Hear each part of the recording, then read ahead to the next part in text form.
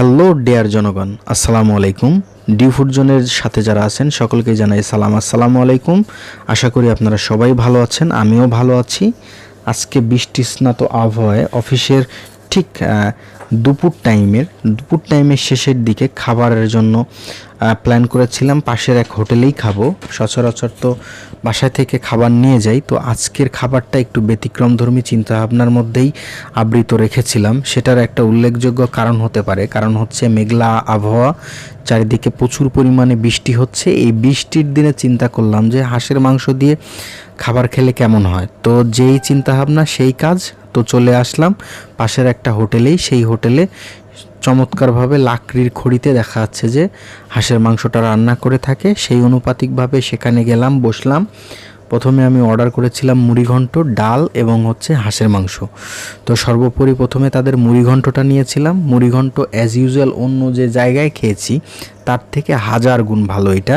এবং সবথেকে মজার বিষয় হলো মুড়িঘণ্টের মধ্যে আলাদা একটা ফ্লেভার ছিল, যেটাকে আমাকে আরও বেশি উৎসাহিত করেছিল। এবং আমি মুড়িঘণ্ট দিয়ে যে পরিমাণ খাবার খেয়েছিলাম বেশ মজা সহকারে খেয়েছিলাম। এবার আসি হাঁসের মাংসের পালায়। আর তাদের হাঁসের মাংসের পিসগুলো ছিল অতীব ক্ষুদ্র, যেটা খালি চোখে দেখা যায় না। আমার মনে হচ্ছে যে অনুবীক্ষণ যন্ত্র লাগবে প্রত্যেকটা হাঁসের মাংস খুঁজে পাওয়ার জন্য।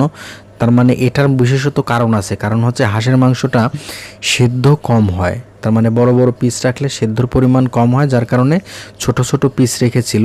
সেদ্ধটা বেশ ভালো হয়েছিল, এটা খুবই প্লাস পয়েন্ট। এবং মাংসগুলো যখন মুখের মধ্যে নিচ্ছিলাম মনেই হচ্ছিল না যে এটা এক জালে রান্না করা, মনে হচ্ছে প্রচুর পরিমাণ জাল দেওয়া হয়েছে এবং প্রচুর পরিমাণ সেদ্ধ করা হয়েছে। বাট এটা কিন্তু এক জালেরই মাংস, সদ্য রান্না করা হয়েছে। আমি যখন অফিস থেকে নামি, বাস থেকে নামার পরই দেখলাম তাদেরকে যে হাঁসের মাংসটা চুলায়।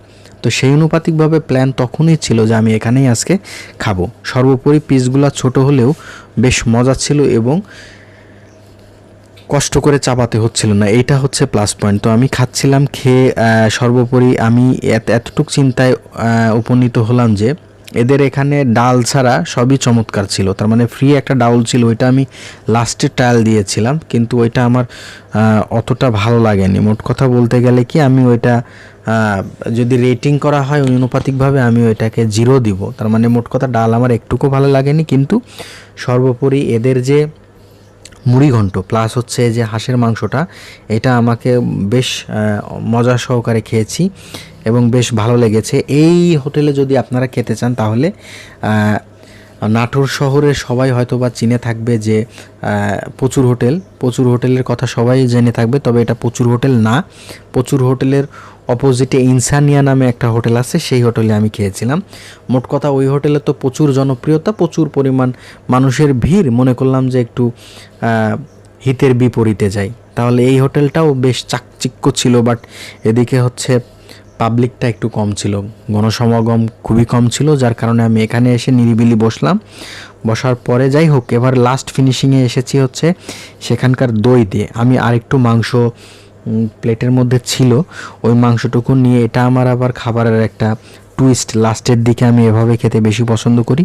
দধির সাথে মিক্সড করে মাংসটা গায়ে মাখায় নিয়ে খাচ্ছিলাম, বেশ চমৎকার একটা টেস্ট লাগছিল। তার মানে এই টেস্টটা আমি লাস্টে, সচরাচর সব খাবারের পরই যদি পাশে দই থাকে তাহলে এই খাবারটা আমি টেস্ট করার ট্রাই করি। তো যাই হোক, আজকে বেশ মজাদায়কভাবে যেরকম আবহাওয়া ছিল সেই অনুপাতিকভাবে খেয়েছি, বেশ ভালো লেগেছে। সামনে আবার নতুন কোনো ভিডিও নিয়ে ইনশাল্লাহ আপনাদের মাঝে হাজির হব।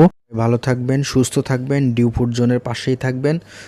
নতুন আরও ভিডিও নিয়ে আপনাদের সামনে হাজির হব ইনশাল্লাহ।